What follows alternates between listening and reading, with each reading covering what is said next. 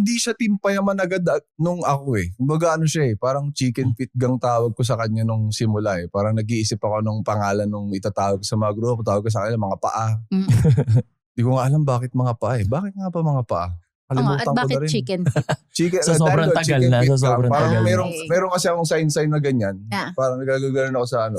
Tapos parang chicken feet yung kamay ko. So ayun, tinawag ko chicken feet. Chicken feet. Pero after nun, nung era na yon, so may ano kasi yung pagiging content creator natin may highs and lows yan eh. So parang hindi siya laging nasa hindi siya taas. lagi. Kumbaga may matatamaan kang peak tapos babagsak ka. Tapos hanapin mo ulit yung next na ano mo. Kailangan mahanap mo ulit. Kung gusto mong tumagal. Diba? Totoo. Kasi kapag lumaylay ka na lumaylay dyan, wala. Makakalimutan ka ng tao. So parang lagi mong hahanapin nasa yung pag... Alam mong nasa peak mo ikaw ngayon ng pagiging content creator mo. At some point, you have to realize na bababa yan. Kaya maghahanap ka ulit ng susunod na magbibigay sa'yo ng ganon. And yung sa Team Payaman naman, dumating yan, siguro mga pangatlong peak ko yan. Kasi parang may ganun nga eh. So may una akong peak 2016, tapos nawala. Tapos peak ulit. Nagkami nila Juni Boy, yung nung pinasok ko sila, tapos nawala ulit.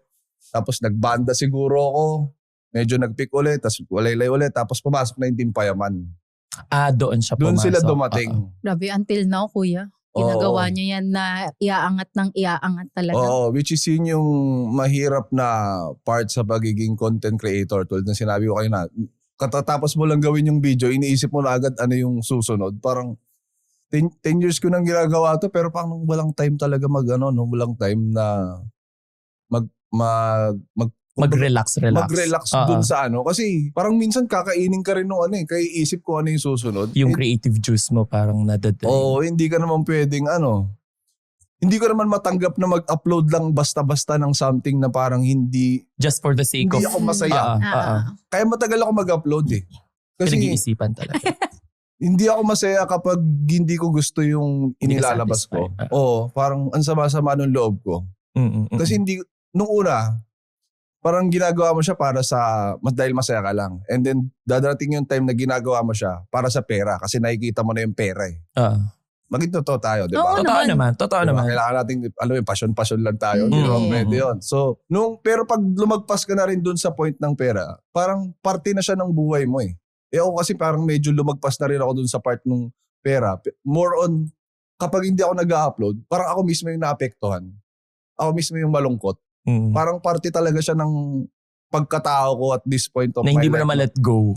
Oo, na hindi ko parang nagkakaroon ako ng mga parang aansyahin kapag ikaw mismo yung Hindi dahil baka malaos ka or baka mawala yung pero dahil something talaga siya na nagki-care ka talaga sa kanya. Innate na mahal mo talaga yung ginagawa mo. Nakikita naman namin as the viewers na yung mga nire-release yung videos talaga namang quality. Diyos ko.